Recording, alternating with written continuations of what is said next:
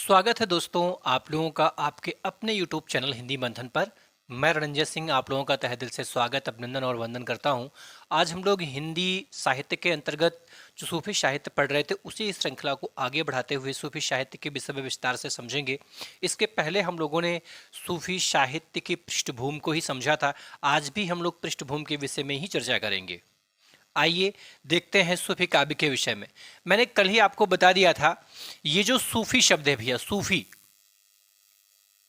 ये जो सूफी शब्द दिया गया है, इस सूफी शब्द का अर्थ क्या होता है। तो सूफी शब्द का अर्थ मैंने आपको कल वाली वीडियो में ही बताया था कि सूफी शब्द का अर्थ होता है ज्ञान। क्या अर्थ होता है? ज्ञान अर्थ होता है। अगर पूछा जाए सूफी शब्द किस भाषा का शब्द है, तो ये जो सूफी शब्द है यह अरबी भाषा का शब्द है। किस भाषा का? अरबी भाषा का शब्द है। ठीक है। और इस शब्द का निर्माण किस शब्द से हुआ है?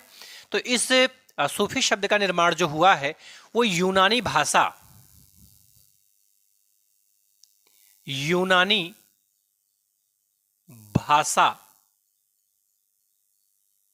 के सोफिया शब्द से, सोफिया शब्द से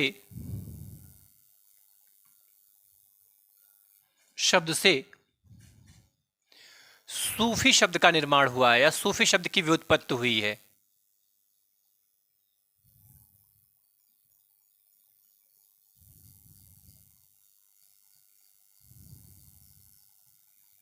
सूफी शब्द की व्युत्पत्ति हुई है। ठीक है। अगर आपसे पूछा जाए कि वास्तव में इनका अपना दर्शन क्या था, यानी सूफियों का दर्शन क्या था, तो जो सूफी काव्य परंपरा के मानने वाले लोग थे अर्थात जो सूफी कवि थे, उन सूफी कवियों का प्रमुख जो दर्शन था वो तसव्वुफ था। ठीक है। सूफी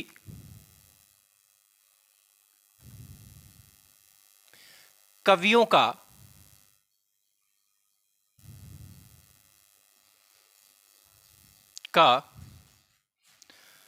दर्शन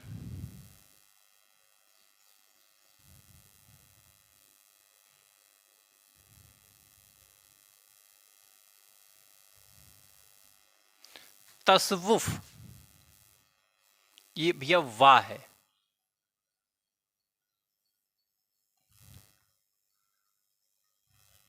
तसव्वुफ था। और तसव्वुफ के अनुयायी को ही हम सूफी कहते हैं।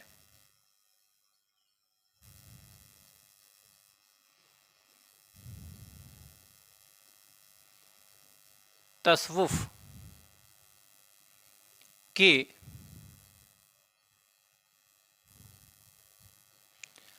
अनुयायी को ही सूफी कहा जाता है।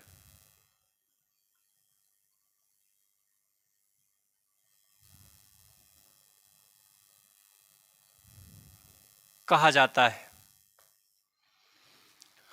क्या कहा जाता है? सूफी कहा जाता है।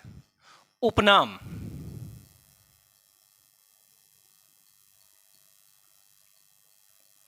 ये जो सूफी काव्य परंपरा है इसको हम कई उपनामों से जानते हैं।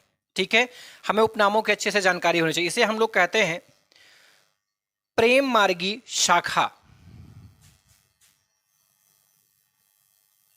प्रेम मार्गी शाखा। इसी को हम लोग कहते हैं प्रेमाश्रयी शाखा, प्रेमाश्रयी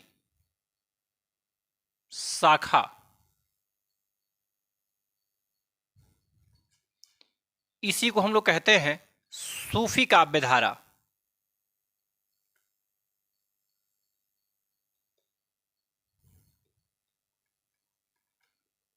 सूफी काव्य धारा। क्या कहते हैं भैया? सूफी काव्य धारा। इसी को प्रेमाख्यानक काव्य परंपरा भी कहते हैं।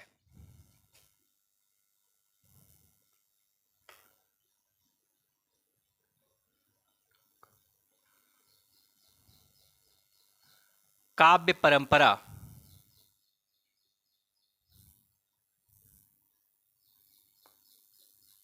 काव्य परंपरा के नाम से भी जानते हैं। इसी को हम लोग रोमांचित कथा काव्य परंपरा भी मानते हैं।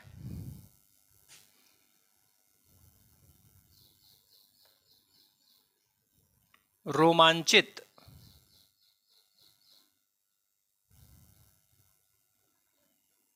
काव्य परंपरा के नाम से भी जानते हैं। ये सभी इसी के ही उपनाम हैं। सूफी काव्य धारा का ही क्या है, उपनाम है।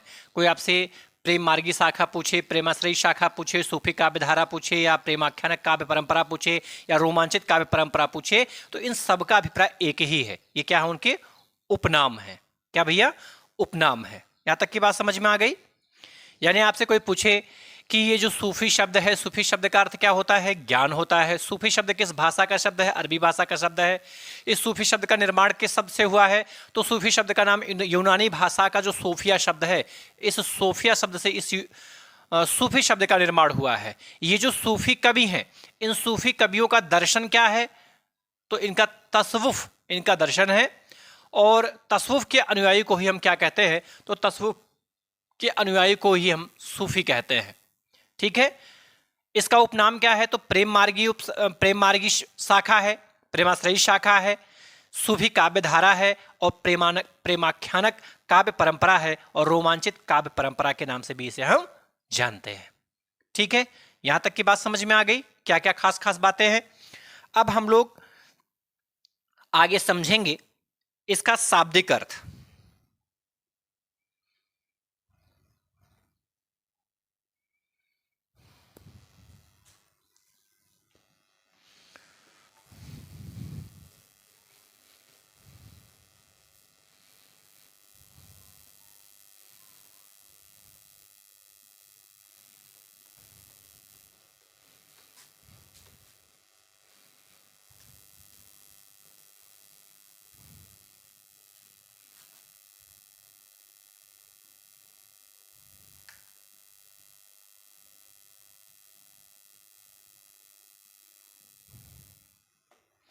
शाब्दिक अर्थ।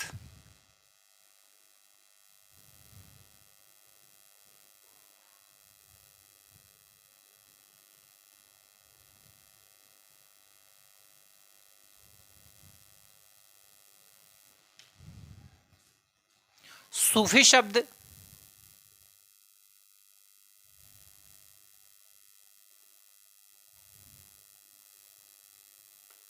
यूनानी भाषा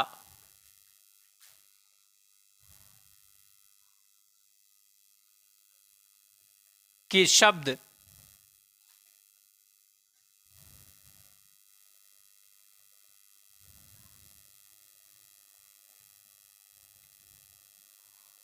सोफिया से बना है।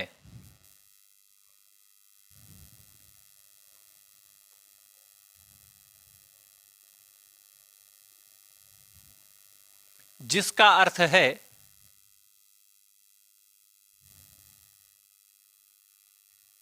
जिसका अर्थ ज्ञान है।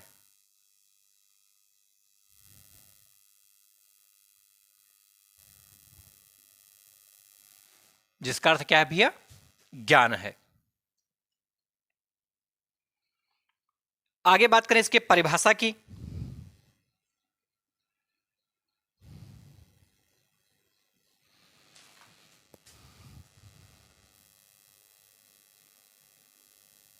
परिभाषा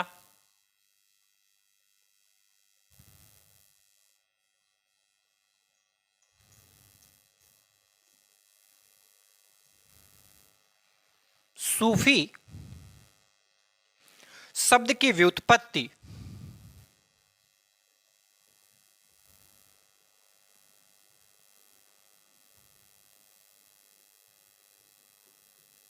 व्युत्पत्ति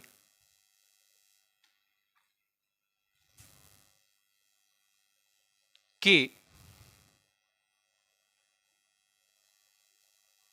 पक्ष में कई मत हैं।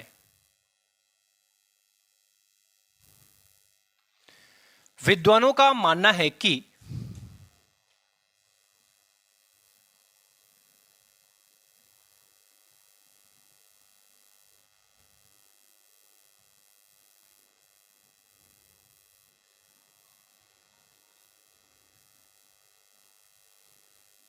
कि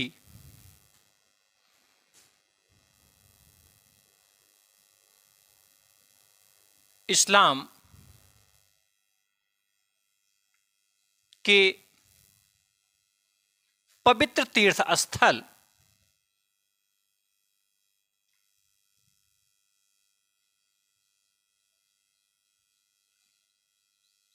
तीर्थ स्थल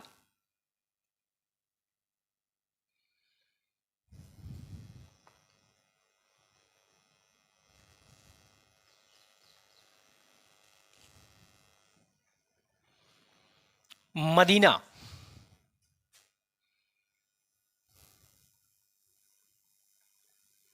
मदीना के मस्जिद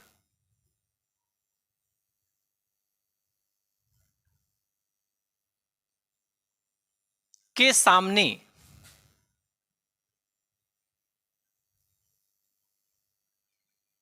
बने चबूतरे को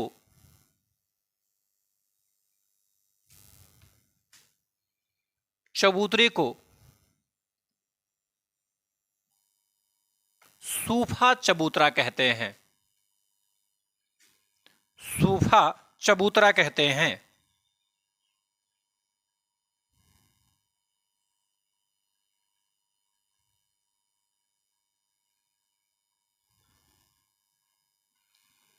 और इसी चबूतरे पर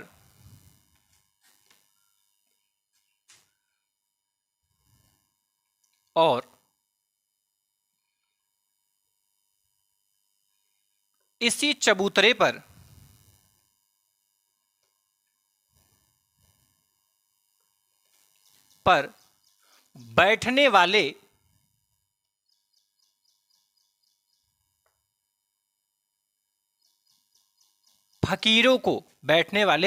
फकीरों को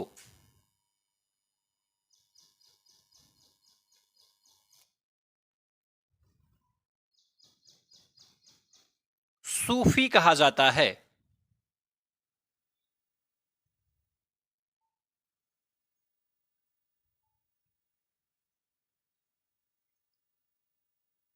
सूफी कहा जाता है। क्या कहा जाता है भैया? सूफी कहा जाता है। बात समझ में आई? यानी कि यदि सूफी शब्द के विषय में हम बात करें तो ये जो सूफी शब्द है, यह सूफी शब्द जो है वो यूनानी भाषा का एक शब्द है सोफिया। इस सोफिया शब्द से बना हुआ है। ठीक है। और जिसका अर्थ क्या होता है? जिसका अर्थ होता है भैया ज्ञान। क्या अर्थ होता है? ज्ञान। वास्तव में जो सूफी शब्द है, इस सूफी शब्द के परिप्रेक्ष्य में अनेक विद्वानों के अनेक मत देखने के लिए मिलते हैं। बहुत सारे मत हैं। कई विद्वानों ने कई तरीके से, कुछ लोग सूफा से मानते हैं, कुछ लोग सूफ से मानते हैं, कुछ लोग सोफिया से मानते हैं। अलग अलग शब्दों से इस सूफी शब्द की व्युत्पत्ति के परिप्रेक्ष्य में अपने मत को रखते हैं। लेकिन कुछ कथन ऐसे हैं जो सर्वाधिक प्रमाणिक माने गए हैं। उन्हीं में से एक कथन ये भी है, अधिकांश लोगों का मानना यह है कि वास्तव में जो इस्लाम धर्म है, इस इस्लाम धर्म का जो सबसे पवित्र तीर्थ स्थल है, जो सबसे पवित्र तीर्थ स्थल है, उस पवित्र तीर्थ स्थल का नाम क्या है भैया? मदीना। क्या है? मदीना। मदीना में जो मस्जिद बनी हुई है, मदीना में जो मस्जिद बनी हुई है, उसी मस्जिद के सामने एक चबूतरा बना हुआ है। क्या बना हुआ है? चबूतरा बना हुआ है लोगों के बैठने हेतु। ठीक। वो जो चबूतरा बना हुआ है उसका नाम क्या है भैया? तो उसका नाम है सूफा चबूतरा। नाम क्या भैया? सूफा चबूतरा। और जो फकीर लोग, कौन? जो फकीर लोग हैं, जब वो फकीर लोग इस सूफा चबूतरा पे बैठते हैं, इस सूफा चबूतरा पे बैठते हैं, कौन बैठते हैं? फकीर लोग। तो उन्हीं फकीरों को क्या कहा जाता है? तो उन्हीं फकीरों को सूफी कहा जाता है। आई होप ये बात आपकी समझ में आ गई होगी कि हम सूफी किससे कहते हैं। कुछ लोगों का मानना है कि जो तसव्वुफ दर्शन है, धर्म है, उस धर्म के अनुयायियों को, उस दर्शन के मानने वालों को हम लोग क्या कहते हैं, सूफी कहते हैं। कुछ लोग मानते हैं जो सूफी लोग हैं वो वास्तव में सभी से प्रेम करते हैं, अर्थात सभी लोगों से प्रेम करने वालों को हम सूफी कहते हैं। कुछ लोगों का मानना है कि वास्तव में जो इस्लाम धर्म है, इस्लाम धर्म का एक पवित्र तीर्थ स्थल मदीना है, और मदीना में जो मस्जिद बनी हुई है उसी मस्जिद के जस्ट सामने एक चबूतरा बना हुआ है जिसका नाम है सूफा चबूतरा, और सूफा चबूतरा पे जो फकीर लोग बैठते हैं उन फकीरों को ही हम क्या कहते हैं, तो उन फकीरों को ही हम सूफी कहते हैं। क्या कहते हैं भैया, सूफी कहते हैं। अब आपसे पूछे भाई सूफी किससे कहते हैं, तो आप फटाक से कह सकते हैं इस्लाम धर्म के पवित्र धर्म तीर्थ स्थल, इस्लाम धर्म के पवित्र तीर्थ स्थल मदीना के मस्जिद के सामने बने हुए चबूतरे का नाम क्या है, सूफा चबूतरा। और उस सूफा चबूतरा पर बैठकर जो फकीर लोग गायन करते हैं उन उन फकीरों को हम क्या कहते हैं, तो उन फकीरों को हम सूफी कहते हैं, और उनका गायन ही सूफियाना गायन कहलाता है, या उसे हम सूफी काव्य के नाम से भी जानते हैं। ठीक है, आगे देखते हैं विशेष तथ्य।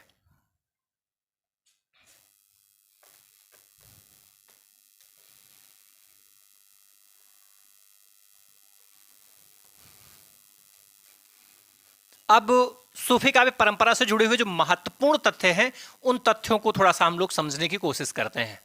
ठीक है, तो ये चीजें और अच्छे से हमारी समझ में आ जाएंगी।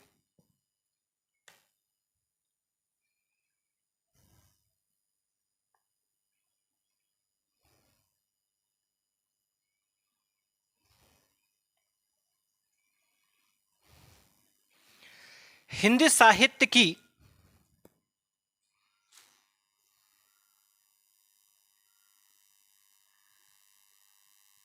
विशेष तथ्य। हिंदी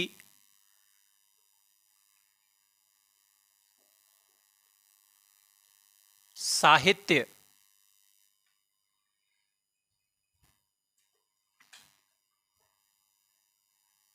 की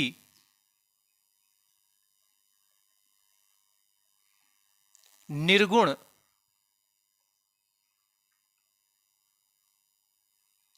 काव्यधारा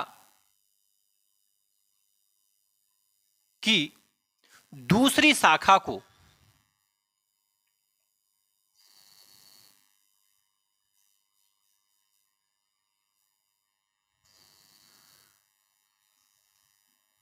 दूसरी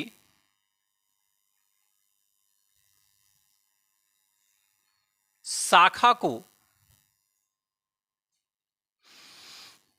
प्रेमाश्रयी शाखा कहते हैं।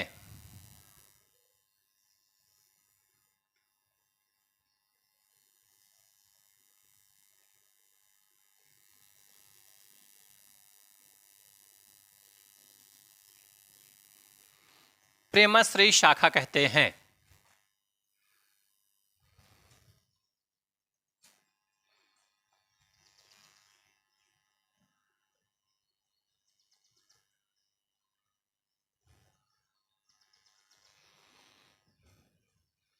विद्वानों का मत है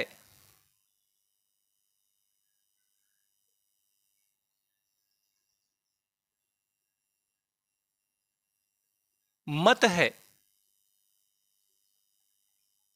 कि भारत में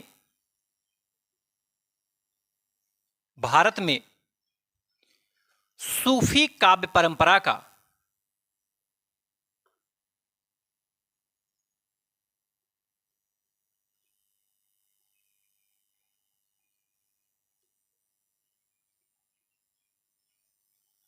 सूत्रपात ख्वाजा मोइनुद्दीन चिश्ती के द्वारा हुआ।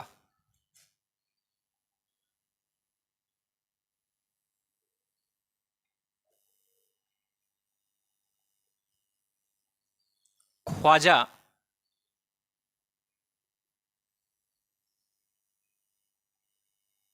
मोइनुद्दीन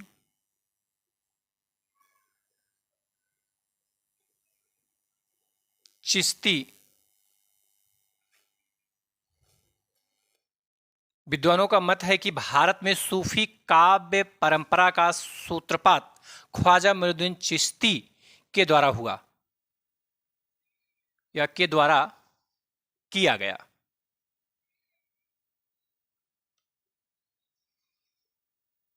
किया गया।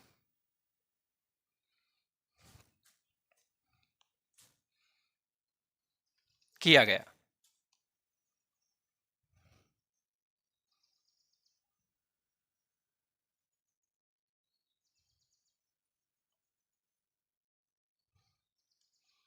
भारत में सूफी मत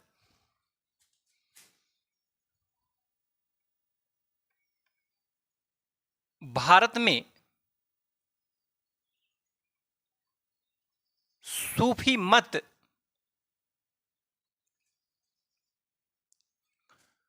चार संप्रदायों में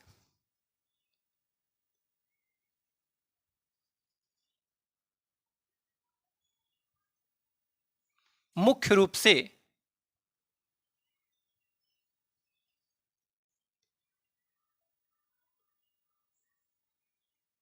बटा हुआ था। बटा हुआ था।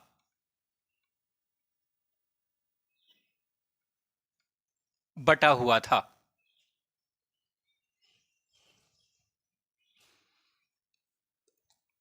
कितने संप्रदायों में? चार संप्रदायों में। आपसे पूछा जाए कि हिंदी साहित्य में जो निर्गुण भक्ति शाखा रही, उस निर्गुण भक्ति शाखा की जो दूसरी शाखा रही, उस दूसरी शाखा को हम किस नाम से जानते हैं? तो उस दूसरी शाखा को हम प्रेमाश्रयी शाखा के नाम से जानते हैं। वास्तव में भारत में जो सूफी काव्य परंपरा का सूत्रपात हुआ वो किसके द्वारा हुआ? तो वह सूत्रपात हुआ ख्वाजा मोइनुद्दीन चिश्ती के द्वारा हुआ। भारत में जो सूफी मत रहा वह सूफी मत कितने संप्रदायों में वर्गीकृत था? कितने संप्रदायों में बटा हुआ था? तो चार संप्रदायों में बटा हुआ था। बात समझ में आ गई भैया? चलिए, अब ये चार संप्रदाय थे कौन कौन से, और इन चार संप्रदायों का सूत्रपात भारत में किन लोगों ने किया, यह जानना भी बहुत ही ज्यादा आवश्यक है।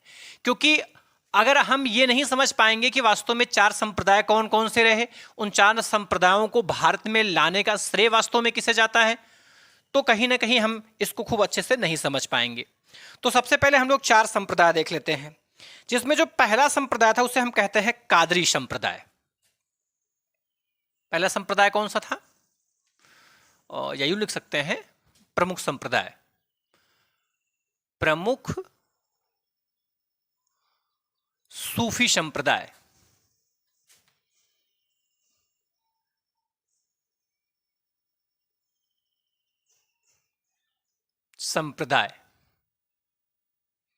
प्रमुख सूफी संप्रदाय। तो प्रमुख सूफी संप्रदाय कितने थे? चार थे। पहला था उसमें कादरी संप्रदाय।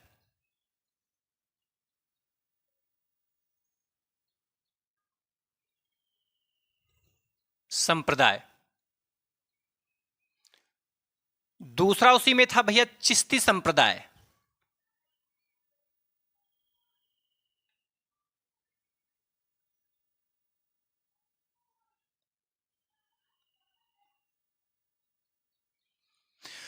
चिश्ती संप्रदाय।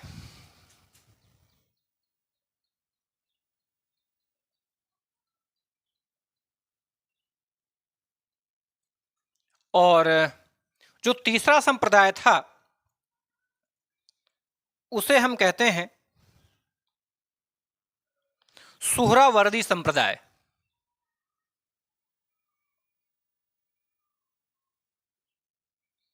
सुहरावर्दी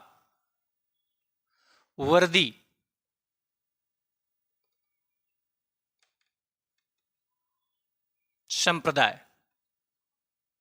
सुहरावर्दी संप्रदाय। और जो चौथा संप्रदाय था उस संप्रदाय को हम लोग कहते हैं नक्शवादी संप्रदाय, नक्शबंदी संप्रदाय।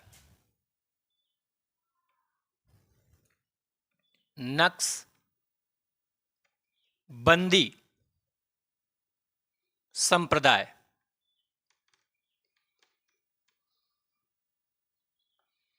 नक्शबंदी संप्रदाय।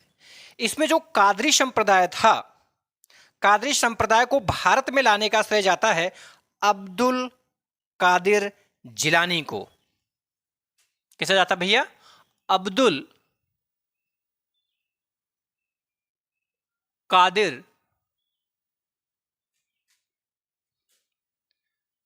जिलानी को।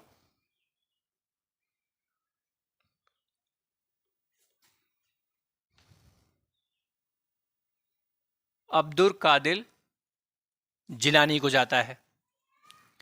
और जो चिश्ती संप्रदाय था वो किसे जाता है? तो वह जाता है शेख मोइनुद्दीन चिश्ती। शेख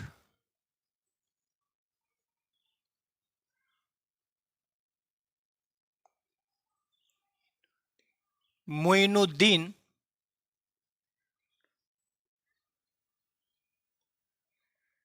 चिश्ती।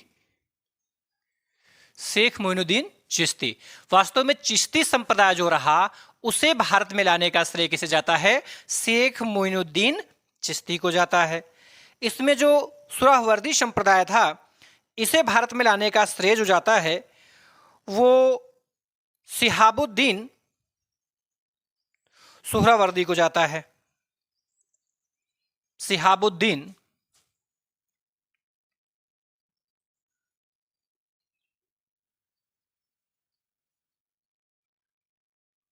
शिहाबुद्दीन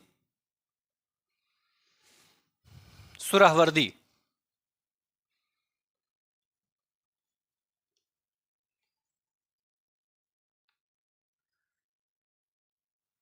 सुहरावर्दी सुहरावर्दी को जाता है।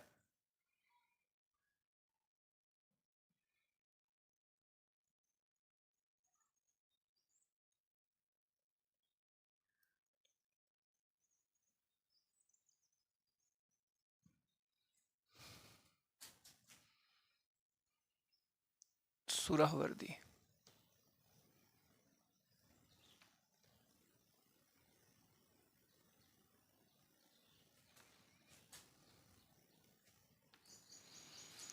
और जो नक्शवादी संप्रदाय था वो था ख्वाजा बहाउद्दीन नक्शबंद का।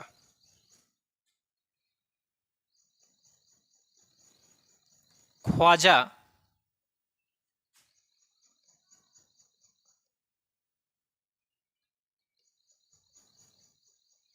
बहाउद्दीन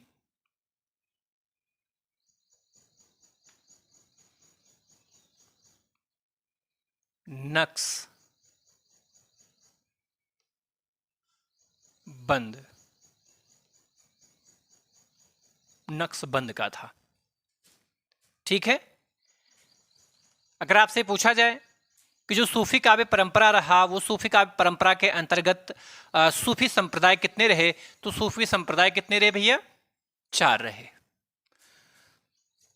जिसमें पहला था कादरी संप्रदाय, दूसरा था चिश्ती संप्रदाय, तीसरा था सुहरावर्दी संप्रदाय और चौथा था नक्शबंदी संप्रदाय।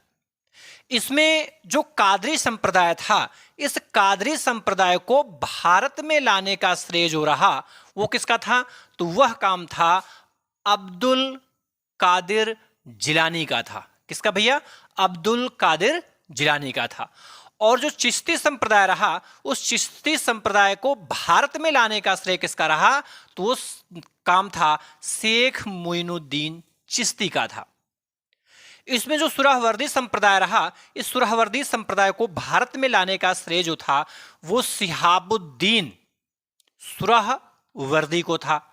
और जो चौथा नक्शबंदी संप्रदाय था इस नक्शबंदी संप्रदाय को भारत में लाने का श्रेय जो था वो ख्वाजा बहाउद्दीन नक्शबंद का था। ठीक है, बात समझ में आई यहां तक की? चलिए, बहुत अच्छी बात है। आगे हम लोग चलते हैं। आप पहले इसका स्क्रीनशॉट ले ले भैया, ले ले स्क्रीनशॉट आपने। चलिए आगे हम लोग देखेंगे कि जो सूफी साधना रही, उस सूफी साधना के सोपान कितने रहे? सूफी साधना के सोपान, तो जो सूफी साधना रही उसके 4 सोपान रहे। किसने भैया? 4 सोपान। ये ले लिया स्क्रीनशॉट आपने ना? हाँ, चलिए आगे।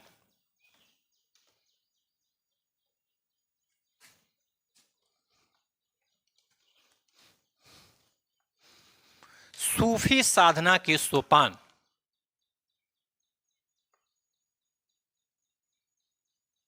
सूफी साधना के सोपान, सोपान कितने सोपान थे भैया? 4 सोपान थे। कितने? 4 सोपान थे। अब वो 4 सोपान थे कौन कौन से? तो इसमें जो पहला था उसे हम कहते हैं शरीयत। क्या कहते भैया? शरीयत कहते हैं।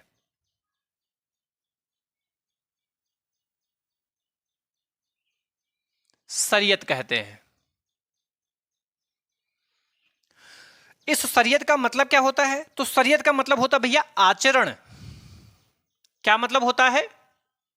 आचरण होता है। शरीयत माने क्या होता है भैया? आचरण। दूसरा है तरीकत। तरीकत क्या है? तरीकत। तरीकत मतलब क्या होता है? तो तरीकत मतलब होता है भैया उपासना।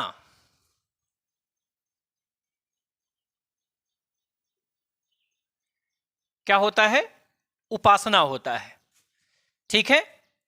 उसके बाद में हकीकत।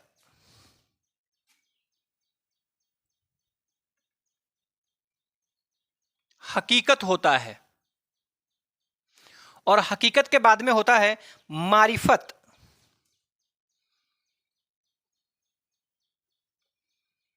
मारिफत होता है।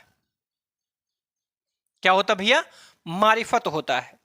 हकीकत का मतलब होता है सिद्धावस्था। क्या होता है? सिद्धावस्था।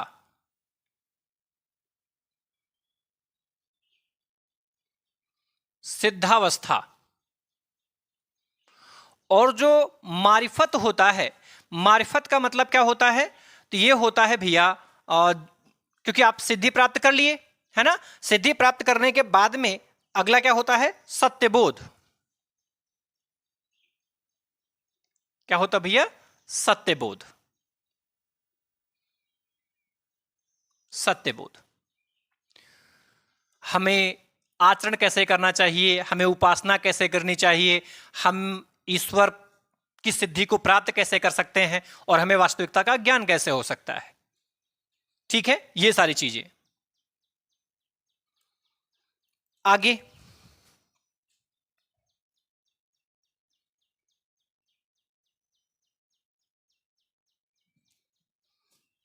इसमें आप थोड़ा सा और लिख लेंगे,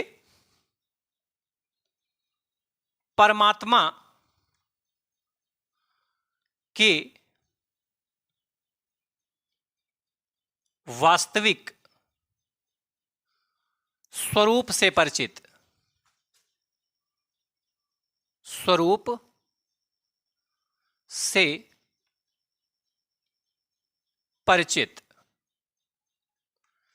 जब हम परमात्मा के वास्तविक स्वरूप से परिचित हो जाते हैं तब उस अवस्था को ही हम क्या कहते हैं? सिद्धावस्था कहते हैं। जो चौथी अवस्था है उसे हम क्या कहते हैं? सिद्धबोध। सिद्धबोध करें, सत्यबोध। सत्यबोध, सत्यबोध का मतलब होता है दैवीय ज्ञान की प्राप्ति।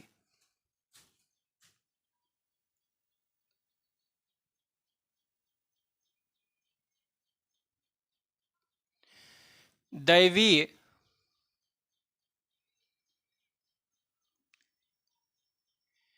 ज्ञान की प्राप्ति। दैवीय ज्ञान की प्राप्ति। आपसे पूछा जाए कि जो सूफी साधना रही वो सूफी साधना के सोपान कितने हैं, तो उस सूफी साधना के सोपान कितने भैया? 4 सोपान हैं। 4 सोपानों में जो पहला सोपान है उसे हम कहते हैं शरीयत। क्या कहते हैं? शरीयत। और शरीयत का अर्थ क्या होता है? आचरण होता है। जो दूसरा सोपान है उसे हम क्या कहते हैं? तो उसे हम कहते हैं तरीकत। और तरीकत का मतलब क्या होता है? तो तरीकत का मतलब होता है उपासना। और जो तीसरा सोपान है उस तीसरे सोपान को हम कहते हैं हकीकत। और हकीकत का मतलब होता है सिद्धावस्था। अर्थात जब हम परमात्मा के वास्तविक स्वरूप को जान जाते हैं तो उस अवस्था को ही हम सिद्धावस्था कहते हैं। और जो चौथी अवस्था है उस चौथी अवस्था को हम क्या कहते हैं? मारिफत। और मारिफत का मतलब होता है सत्यबोध। जब आपको वास्तविकता का ज्ञान हो जाता है तो उस अवस्था को हम सत्यबोध कहते हैं, अर्थात जब आपको दैवीय ज्ञान प्राप्त हो जाता है। ठीक है, यहां तक की बात समझ में आ गई? तो आप इसका भी स्क्रीनशॉट लें।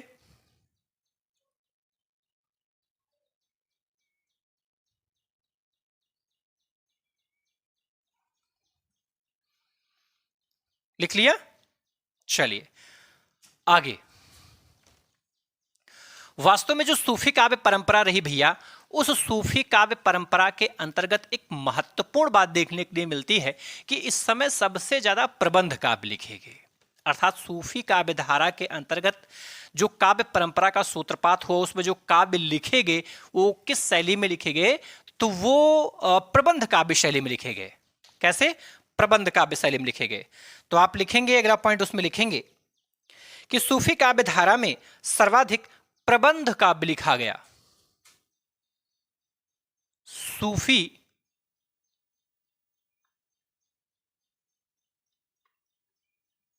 काव्य धारा में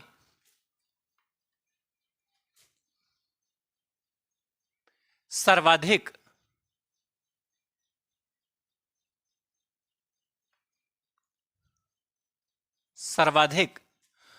प्रबंध काव्य लिखा गया। प्रबंध काव्य लिखा गया।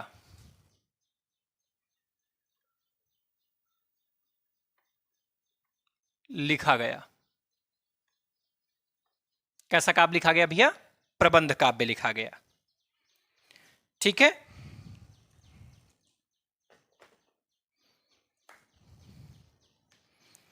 आगे महत्वपूर्ण पॉइंट में लिखेंगे हम लोग।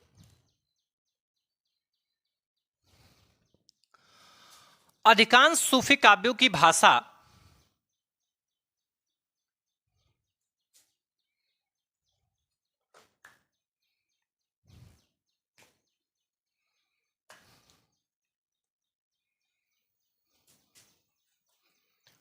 अधिकांश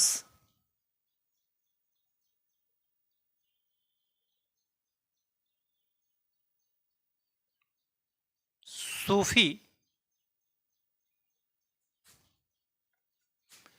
काव्यों की भाषा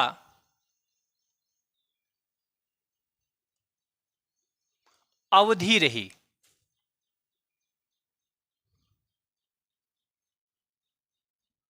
क्या रही भैया? अवधी रही। अच्छा, इसमें जो छंद प्रयोग किया गया, छंद, वो छंद प्रमुख रूप में दोहा चौपाई छंद था। कौन सा छंद भैया? दोहा चौपाई छंद।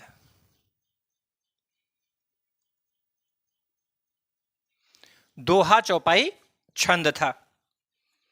ठीक है। अच्छा, ये दोहा चौपाई छंद को यहां पर विशेष नाम भी दिया गया है। इसे मसनवी शैली कहते हैं। क्या कहते हैं भैया? मसनवी शैली। देखिए ये आपको जानना बहुत जरूरी है, नोट करके इसको लिख लेंगे हम।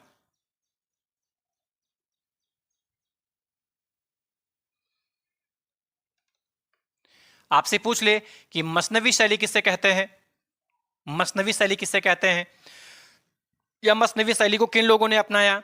तो मसनवी शैली को वास्तव में सूफी लोगों ने अपनाया। यह दोहा चौपाई की एक विशेष शैली है। यह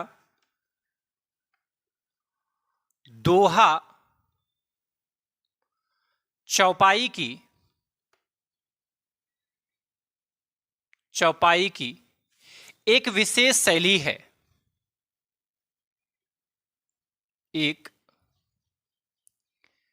विशेष शैली है। विशेष शैली है।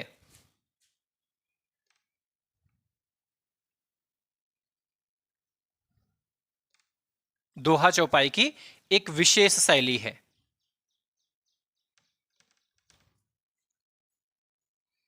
ठीक है, इसको शुरुआत हम लोग कैसे करते हैं, इसकी शुरुआत मतलब सूफी संत लोग कैसे करते हैं, तो ध्यान रहे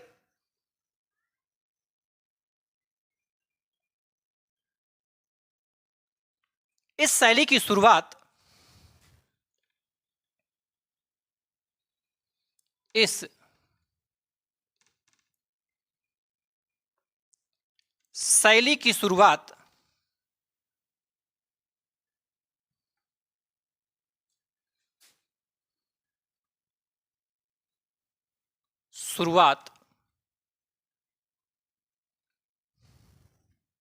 अल्लाह या अल्लाह का नाम लिया जाए।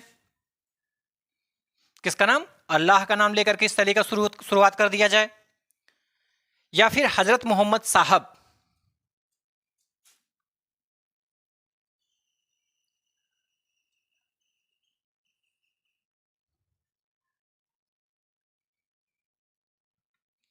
हजरत मोहम्मद साहब हजरत मोहम्मद साहब का नाम लेकर के शुरुआत कर दी जाए, या फिर तात्कालीन बादशाह का नाम लेकर शुरू कर दिया जाए।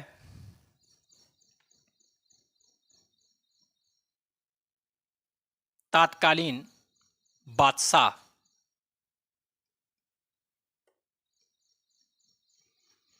बादशाह का नाम लेकर शुरू कर दिया जाए। ठीक है, या फिर समसामयिक गुरु या पीर, या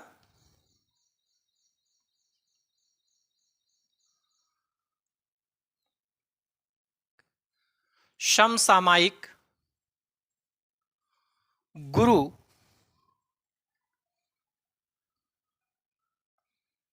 या पीर के नाम से इस शैली की शुरुआत अल्लाह, हजरत मोहम्मद साहब, तात्कालीन बादशाह, समसामयिक गुरु या पीर के नाम से होता था।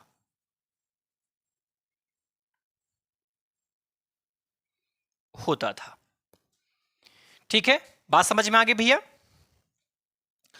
अगर आपसे पूछ लिया जाए कि वास्तव में जो सूफी काव्य धारा रही, उस सूफी काव्य धारा के अंतर्गत सर्वाधिक किस प्रकार के काव्य ग्रंथ लिखे गए, तो प्रबंध काव्य लिखे गए। कैसे काव्य? प्रबंध काव्य लिखे गए। ये जो सूफी काव्य थे, उस सूफी काव्य की जो भाषा रही, वो अधिकांशतः काव्यों की भाषा क्या रही? अवधी रही। भाई सूफी में सबसे बड़ा महाकाव्य जो आता है वो पद्मावत आता है। पद्मावत भी अवधी भाषा में लिखा गया है।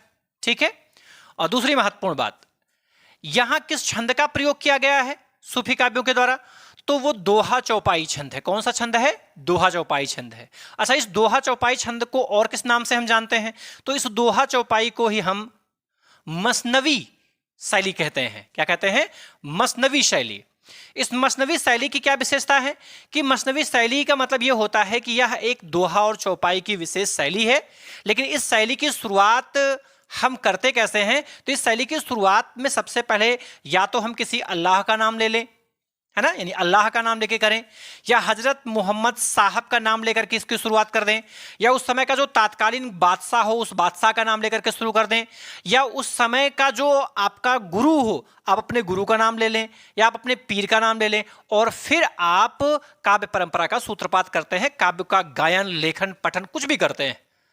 तो किसी भी काव्य की शुरुआत जब दोहा और चौपाई शैली में हो और शुरुआत से पहले किसी अल्लाह का नाम हो, किसी गुरु का नाम हो, किसी पीर का नाम हो, किसी बादशाह का नाम लिया जाए, तो उस शैली को हम क्या कहते हैं? मसनवी शैली कहते हैं। क्या कहते हैं?